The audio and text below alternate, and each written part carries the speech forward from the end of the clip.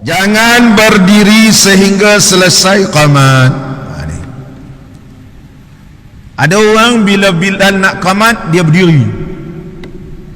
Kadang-kadang ada orang masuk masjid ni dia berdiri lama. Dia tengok jam. Bila nak qamat? Bila nak qamat? Dia berdiri. Kanan pusing. Adakah boleh kita berdiri dahulu ataupun sama-sama berdiri dengan Bilal ketika qamat, ataupun masa bila kita nak berdiri? Kita tengok kitab kita ni.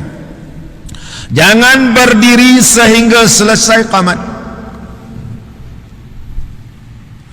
Para makmum yang sedang duduk jangan bangun berdiri sehingga tukang qamat berkata qad qamatis salah. Maknanya jangan berdiri melainkan selepas ataupun melainkan Bilal berkata qad qamatis salah, semayang hampir didirikan. Waktu itulah bangun. Waktu lah apa?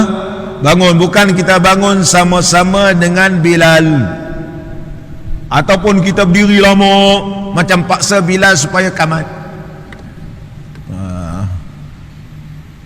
Masjid dia pun selalu ada orang berdiri lama. Dia berdiri, dia tengok jam, dia tengok jam, dia tengok jam.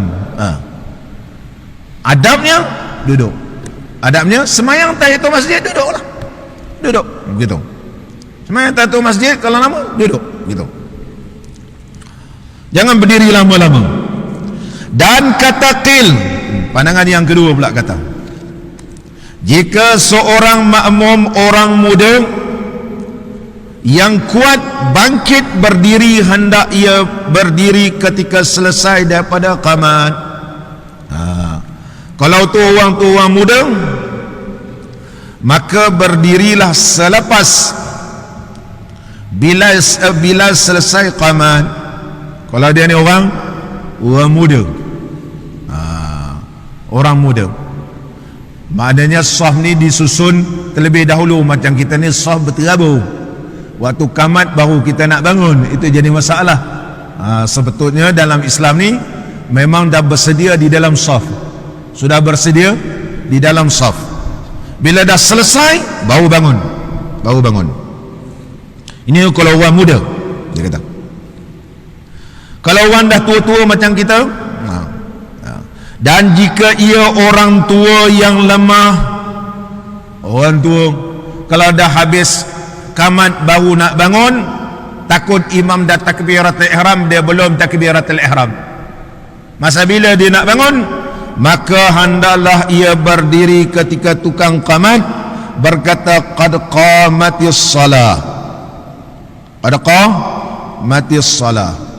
Ketika mana Bilal baca qad qamatis salah, waktu itulah barulah ia bangun. Barulah dia bangun.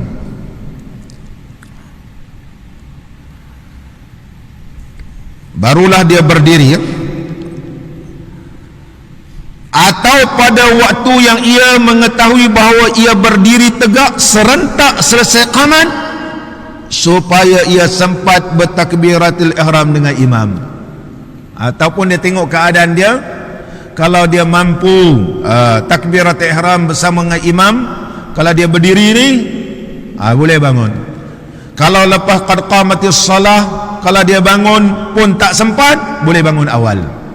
Bagi orang yang jenis-jenis sakit lutut, bangun terpaksa bertelekan ataupun ada bantuan, maka dia boleh bangun awal. Adapun macam orang muda-muda, kalau boleh biar selepas qamat ataupun selepas Bilal membaca qad qamatis salah. Seterusnya, tidak disunatkan tahiyatul masjid ketika semayang sedang diqamatkan. Ada beberapa permasalahan yang dibahaskan di sini. Jika seorang itu masuk ke dalam masjid dan tukang qamat sedang berqamat, maka tidaklah disunatkan ia semayang sunat tahiyatul masjid. Dia masuk masjid, bila dah qamat tak ada sembahyang tahiyatul masjid, kerana berpandukan kepada sabda Nabi sallallahu alaihi wasallam, idza uqimatis salatu fala salata illa al-maktubata.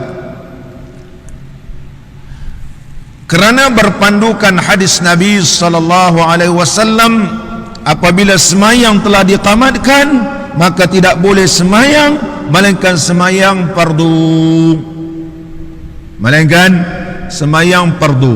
Hadis ni diriwayatkan oleh Imam Muslim. Hadis ini diriwayatkan oleh Imam Muslim dan juga diriwayatkan oleh Ibnu Majah dan Imam Ahmad dalam musnadnya. Hadis ini hadis yang sahih. Tidak ada sembahyang sunat selepas Bilal qamat ataupun bila nak qamat, tak ada sembahyang. Bagaimana kalau kita tengah sembahyang?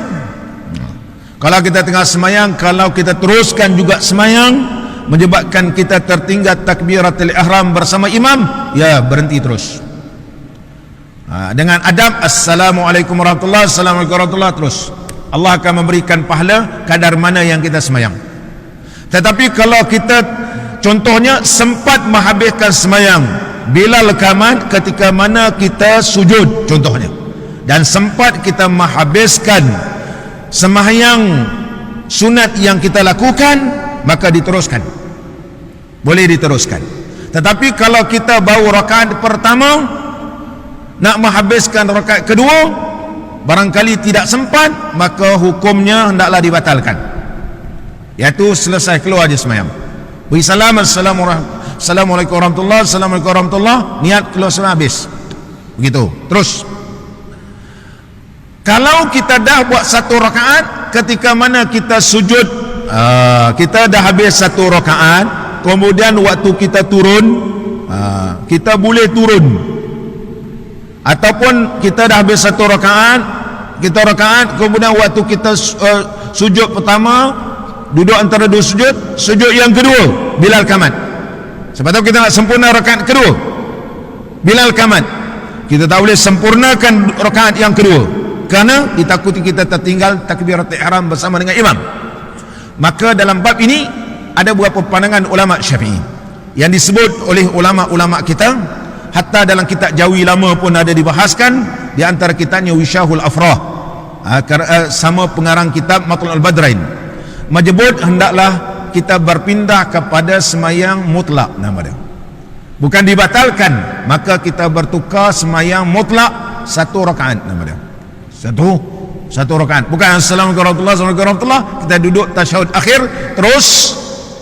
Tadi sujud, duduk antara dua sujud, sujud kedua, selepas sujud kedua ni naik rakaat yang kedua, dah kita terus duduk tasyahud akhir, iaitu berniat ditukarkan menjadi sunat mutlak.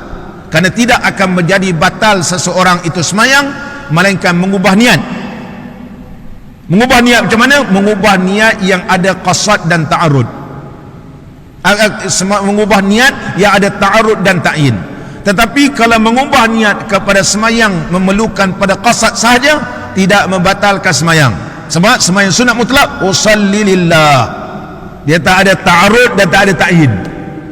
Maka daripada sembahyang sunat qabliyah contohnya ditukar kepada mutlak, tidak menjadi batal sembahyang kerana iaitu tidak ada ta'arud dan ta'yin, hanya bertukar kepada qasad. Ini sebahagian ulama di kalangan mazhab Imam Syafi'i, rujukan paling mudah Wishahul Afrah. Kita ini juga telah dirumikan oleh Ustazah Nuraini Abu, ada dia dijual Wishahul Afrah. Ini pandangan di kalangan mazhab kita Imam Syafi'i, tidak membatalkan terus, tetapi ditukar menjadi sunat mutlak pun boleh. Siapa nak batal pun boleh, ataupun nak tukar sunat mutlak pun boleh. Ala kulli hal, pilihlah mana satu.